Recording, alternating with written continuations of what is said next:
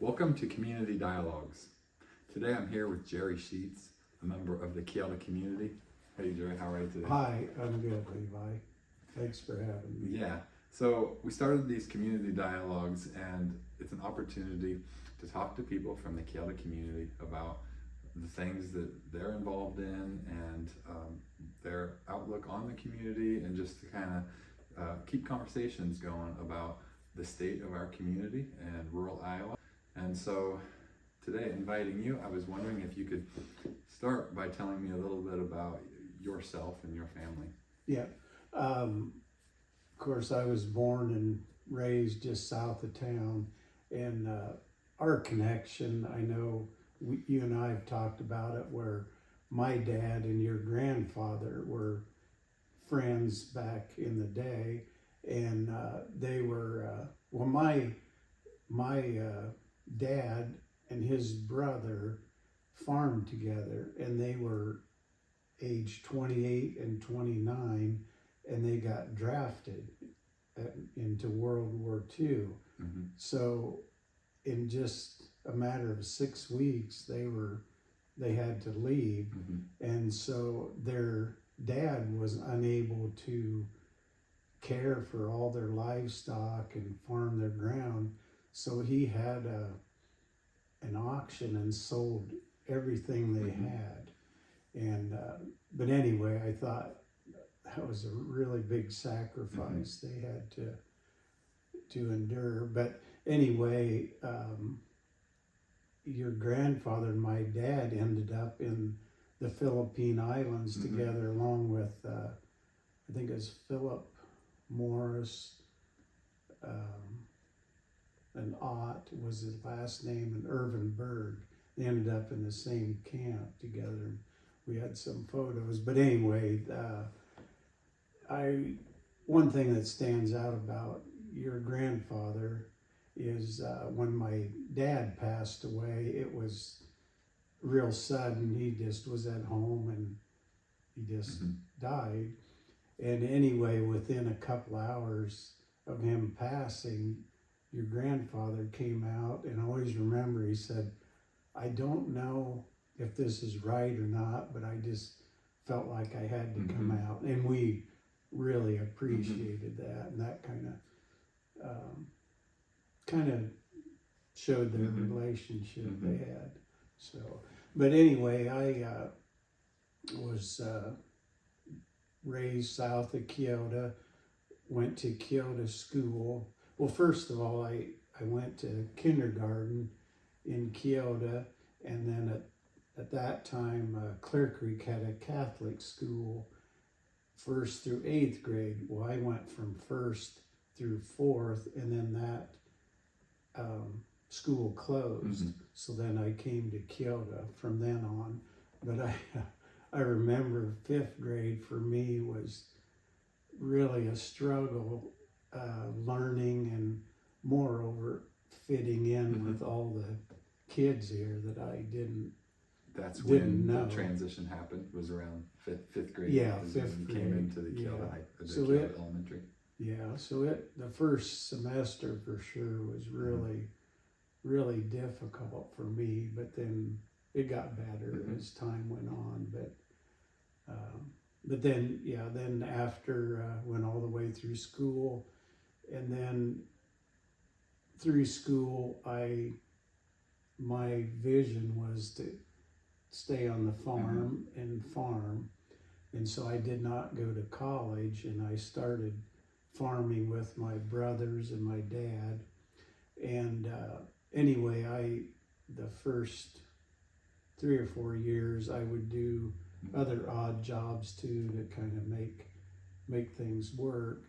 Mm-hmm. And go ahead. Now, when you were at Clear Creek, is that the Clear Creek Church today? Yes. Was Yeah. there additional buildings out there, or was it all part of that? No, there was a schoolhouse that sat to the west of the church. Mm-hmm. And yeah, when the school closed, then there wasn't really a plan what to do with the schoolhouse, so they just tore it down. Mm-hmm. And so we'll get back to we get back on track. But the Clear Creek Church is now a historical landmark, and it's no longer an active Catholic church, but was sold to a group of people as a nonprofit, so they could keep it open as a historical land site, and they have special events out there.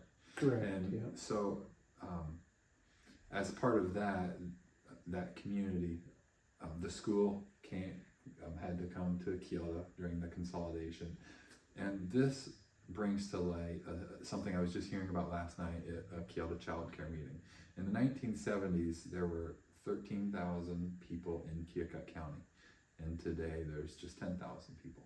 And so we're continuing to lose between 5 and 10 families every year in our county. And so it's an interesting problem, because it's something that we as a community need to turn the tide on and find ways to keep our population from going down if we want to continue to have good economics and a school that thrives. That's kind of a thing that it's important people are aware of what's happening.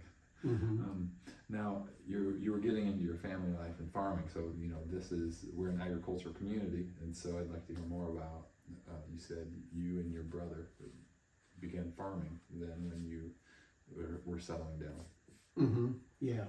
So and Dad was still in the operation too, and each year he kind of was less involved in. But anyway, when I started up is in the late 70s and early 80s, and it was really a difficult time Mm-hmm. for farming. And anyway, that's what kind of led me to the insurance part of what I do. Is I had a relative of mine was in the business, and he worked with the Farmers Mutual Insurance Mm-hmm. in Washington. And anyway, they had a need for another agent out where we lived in Dutch Creek Township. So at first I wasn't interested, but I thought about it for a month or so, and I thought, boy, if something, the way farming was, if it continued to be really difficult, it may be good to have another plan. Mm-hmm. So that's when I decided to go ahead and get in the insurance business. And at that time, I just had a office in my home in one room, Mm-hmm. and it was more part-time. I mean, I was always available, but I didn't necessarily work it Mm-hmm. every day. So I did that for quite a few years and farmed, and then fast forward to when Lyle Insurance in Keota became Mm-hmm. available. My ex-brother-in-law, Denny Schaefer, owned that and operated it. And so we talked for probably a year and a half, and because he wanted to get out of that business here in town, he wanted to move to Colorado. Mm-hmm. So his kids were grown up at that point, I believe. His kids had graduated Yes. from high school, and Yeah. a new stage of life for him. yeah, and so we made that happen. Mm-hmm. And then my wife Rita and I, in 2003, we moved my office into Keota, and then did all of our business Mm-hmm. here in town. But it was kind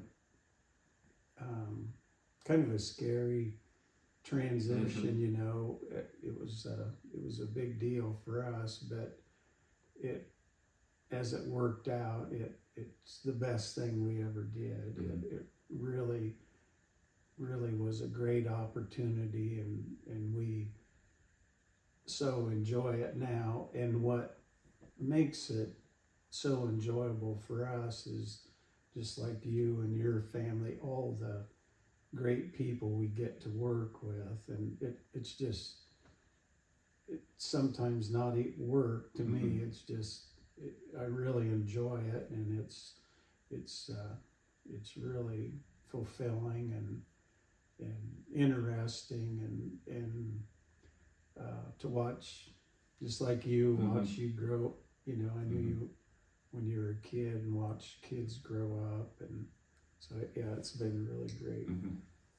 And the Lyle Insurance connection that I have would have been my great grandfather's brother, I believe, and that was the connection. His name is George. George, yes. And so that's the connection. And I don't to the know Lyle family the today. total history, but yeah, I do know that name. So. I think it's interesting when you look into the Kyoto history that in addition to businesses like Lyle Insurance that have been there for, I mean, we're talking 1950 or when maybe the Lyle, well, Denny Schaefer was related, you said, to George Lyle. So, but Denny Schaefer would have taken it over maybe in the 70s. Yeah, and I then think you in the early 80s. Actually, it was. I think he came in the early, well, maybe the mid '80s, somewhere in there. Oh yeah, you said 2003 for you guys. Yeah, but yeah, the actual agency started in 1927, so it's nearly 100 years. And for us, many people have asked why we didn't change the name to Sheetz Insurance, but it for us it meant more to keep that name in place. Things have been around for so many years. So I think that in that detail, there's something unique about rural communities that unless you're from a rural community, maybe it would be difficult to fully understand. Let me try and explain it for somebody like that. So in Kyoto, you have families that had a business almost 100 years ago, and so that would have been an insurance business. But there's also other businesses in towns. Fagan Elevators comes to mind because I was a kid when Donnie Fagan was operating Fagan Elevators, and then Larry Fagan and Dave Fagan ran it and are running it. But yet there's another generation. Donnie would have had his father who would have operated and started Fagan Elevators before I was even born. And so this is the nature of businesses in a rural community. And that's different than the business world today as we see it. Right. It's just, you see less of it all the time. It's just the way things evolve, I guess. And what I've seen in my lifetime, that when a lot of farm kids get out of high school and go to college, and when they get through with college, a lot of the parents don't have enough to do on the farm to incorporate them in. So, and I've seen it a few times where families will think, well, my son will go to college, go away for a few years, and then when the parents become older and want to kind of transition out, then a son or daughter will come back. Well, so many times they get established and like what they do, and then they just don't come back, and that's kind of sad, but you can understand it as well, you know, when that happens. And so all across the Midwest, we talk about that as rural flight, and that's when young people have opportunities elsewhere and leave those communities. And but a couple examples that come to mind. I mean, I'll briefly state my situation. When I moved back almost 15 years ago, my dad and mom knew I was interested in trying some different things on the farm and being into some niche things like aronia berries, and then going to farmers markets with those and things like that. And so they encouraged it. And to me, that was and still is a really good balance of my interests. And Mhm. now with my kids growing up, it's something I can include my kids in to give them a taste of um, the skills that you can develop in business and talking to people at farmers markets, and just it really complements the way that my wife and I are raising our family. Mhm. There's other examples too that the Lewis family has a couple of their boys that are still in the area, and one of them started a shrimp business when he first moved back to the farm, and he didn't continue that beyond a couple years, but it's like slinging mud at a wall just to see, like, okay, not everything's gonna stick, but that's the nature of small businesses, and Right. seeing what works. And so when families do like my parents did and were open to the things I was exploring, it makes it so the best possible scenarios can unfold. And now Mhm. my wife and I, who are from this community, live here where both sets of our parents are and are still farming. So not everyone's gonna have that opportunity, but yeah, I think if people are open to it, there are creative ways to navigate that. And one of the things that our community is doing more of, specifically with the energy and resources going into starting a Kyoto daycare, is that the community is getting behind things that they know can draw people, not just back home, but people to our community that may otherwise settle in some larger community like Washington or Ottumwa or Iowa City or Williamsburg, these larger communities that surround us. We're just 45 minutes from any of those larger areas, or for 45 or less from any of those areas. So why not Kyoto? We think that we have enormous to offer, and that our school is thriving. And so that's a little poke, right? So, but go on from there. About the business, you got into the business in 2003. You moved into the Main Street setting, and that has gone well from your standpoint. But farming has changed so much in that time frame. How has the change, and I'll explain how it's changed. So farms are larger and there are fewer farmers, and so has that changed at all the way you work with customers or the products that farmers use? I would say not, and it's such a gradual change. It isn't like it changes overnight. So you just adapt to farmers. Instead of maybe having one set of buildings or one farm, they have multiple farms and equipment too. The equipment, the last 5 years especially, has changed so much. It's hard to believe a combine can be $1 million, and that part has been a really big change, and it affects a smaller agency or a smaller company into, if you have a big machine shed with all of a person's equipment in it, it could be $3-4 million worth in just one setting. So if a tornado would come through and take all that out, that's a huge loss to where it used to be spread out more. So that's probably as far as insurance, that's one of the things we've had to adapt to, and that's more a company thing, but then we as the agents, it affects us and how we have to do things differently. Yeah, I want to put you on the spot a little bit, and maybe this lead to a brainstorm, but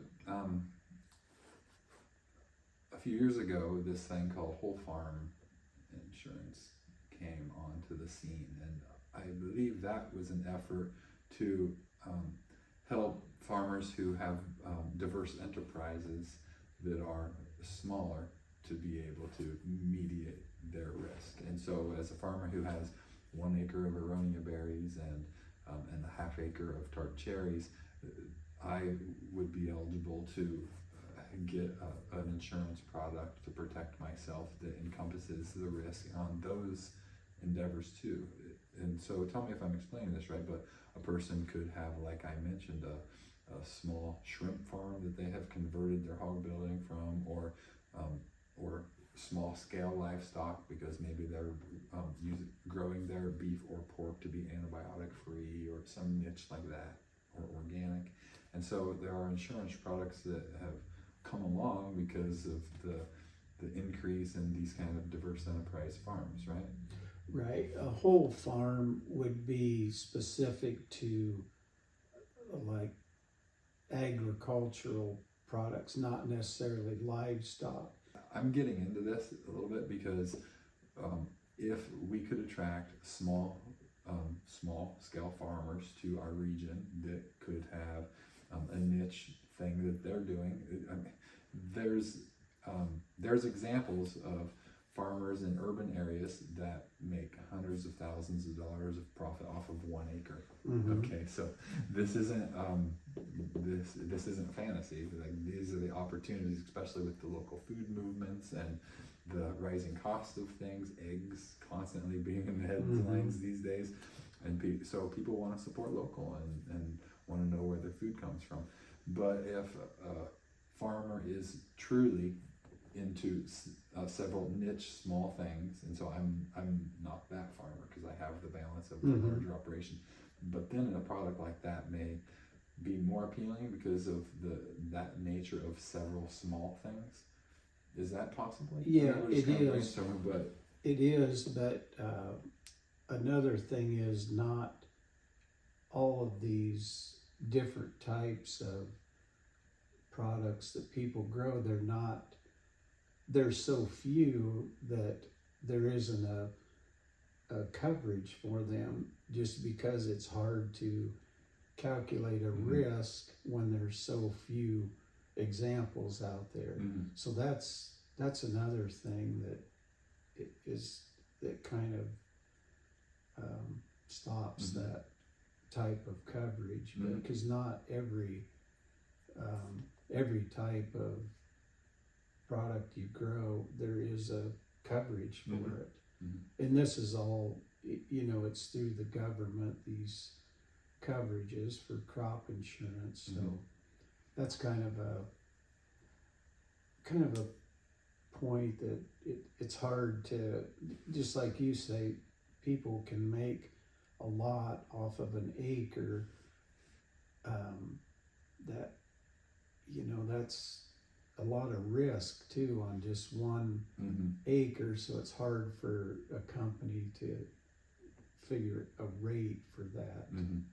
So yeah, so I think it was really, really interesting, and another reason I wanted to dig in a little bit into that is because there's been some meetings here in Keokuk County of farmers that are into niche things and small scale cattle or pork being a couple of them that have been having some meetings on how they could network and work together to distribute their products locally. And so that's why this conversation is important to me, to just dig in and find out what are things there that are relevant to what could be developing on that realm. It's a spoke on the wheel when we talk about things that we could develop in our community to help make sure we have a healthy, vibrant school for our K through 12.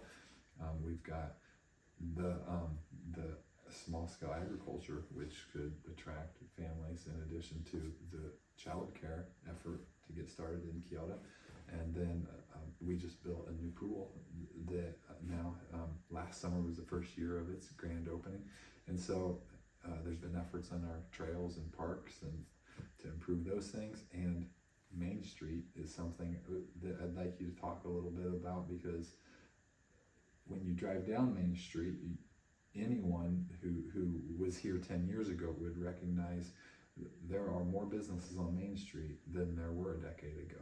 So could you talk a little bit about what you see on Main Street happening and maybe where that's gonna go in the years to come?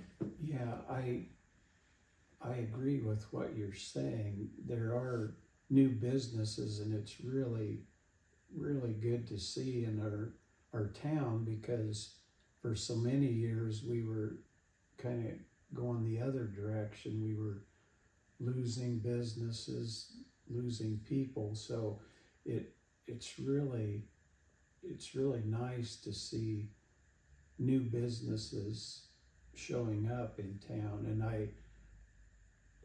the big thing is going to be the community support. So hopefully that will continue, and those businesses will be able to stay open and make a profit. But it'll take, the community is going to have to support it in order for them to stay in business. But yeah, it's so nice to see an older building, for example, being fixed up and utilized again. And I hope that continues. I don't know if I've heard some people talk about another restaurant. Maybe that would be good for our community, and it would be, but for all the restaurants to stay viable, that's the struggle we have, I think. Yeah, I saw a sign in the storefront of a business on our main street that says shopping local doesn't mean shopping at your local Walmart. And so sometimes I think it's worth talking about what that means. Like, why is there that dynamic about local? Because there are local people working at Walmart, right? But I'd like to touch upon it. So when a person spends $1 at Walmart or international corporation as such, some of that money would stay local to employ local people, but the products mostly in a large scale location like that, and the shareholders of a large industry like that are not in the state, and they're not in our community, and they're not in the state of Iowa, and they may not be in the United States. So those dollars go out the door to other communities in other places in other parts of the world. And when a person can go to the Kyoto grocery store and buy whatever their needs are there, that dollar is more likely to bounce around from that business owner's pockets to another business in Kyoto if that person shops local, and then that dollar potentially can just keep on bouncing around, creating economic viability, and that can have a profound impact. They say is something like tenfold the benefit of that dollar. And so I think that's just a neat scenario, and it's the reason why quotes like local doesn't mean your local Walmart are a real phenomenon that can be something that if our community and if people understand that idea, it can really help to make our community thrive that much more.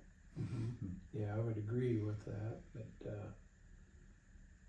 like I said, hopefully that will continue and people will be able to thrive. And I think the new businesses that have started recently, I think they are doing pretty well, so I'm hopeful that will continue and the community support will continue, because that's what we need here.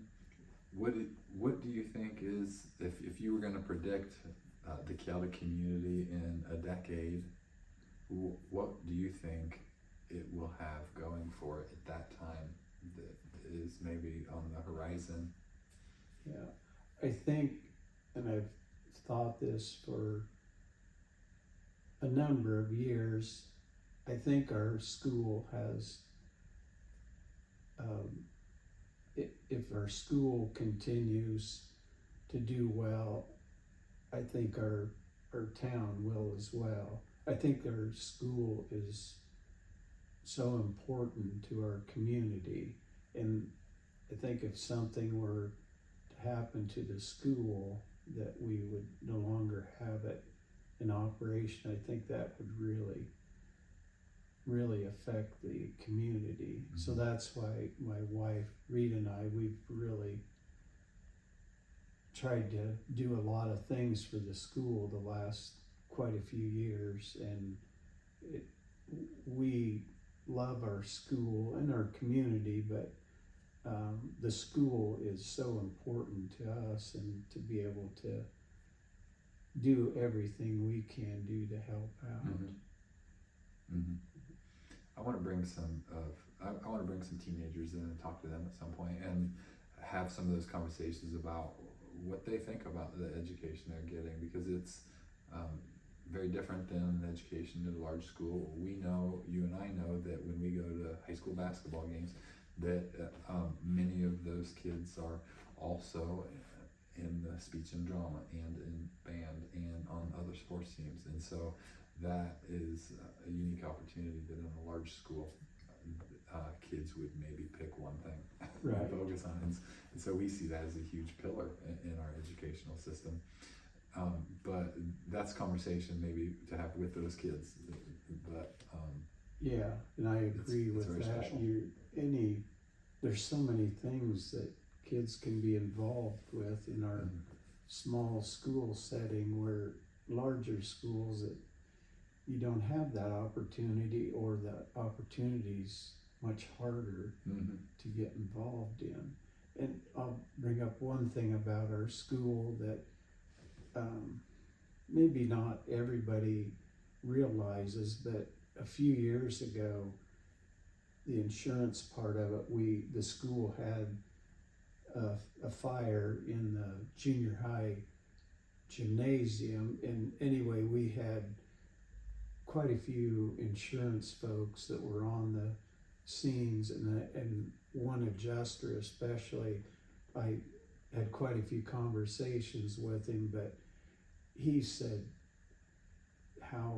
what a nice school we have, and he's involved in a lot of schools within the state, and he just said, you guys don't realize what a really nice school you have here. And I don't think everybody realizes that.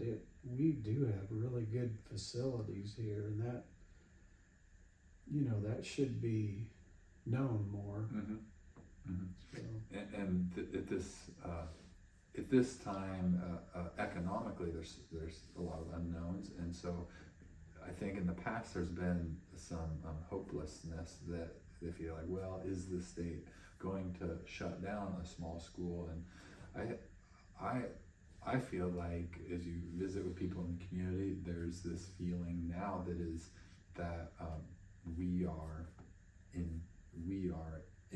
empowered to be able to impact that, and I feel like no matter what happens at the state or federal levels, that our community can corral around any challenge. And I say that because of what I've seen in the recent years with the way this community has got behind things that they believe are important to the community, and made progress, and just tackled one project after another. And the current one is the Keota Child Care, and the amount of energy and enthusiasm going into it is something that we feel as a community.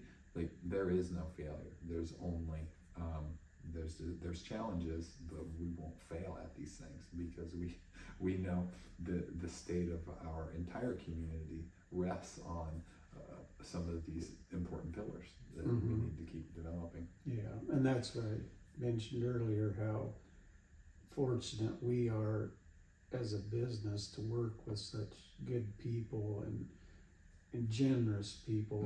And I feel the same way. I think it takes a few people to get things started, but once they start things, people gravitate towards it and will be generous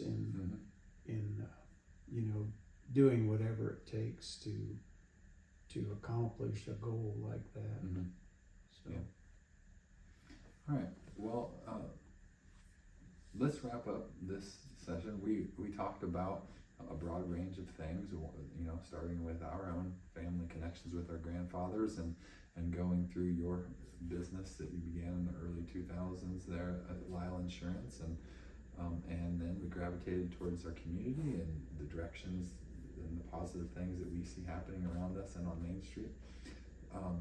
And so I thank you today for coming and talking with me about these things in the community dialogue, and I look forward to talking to you more in the future. Yeah, thanks for having me. Thanks, Jerry. Appreciate it. Yep, good luck to you. Thanks.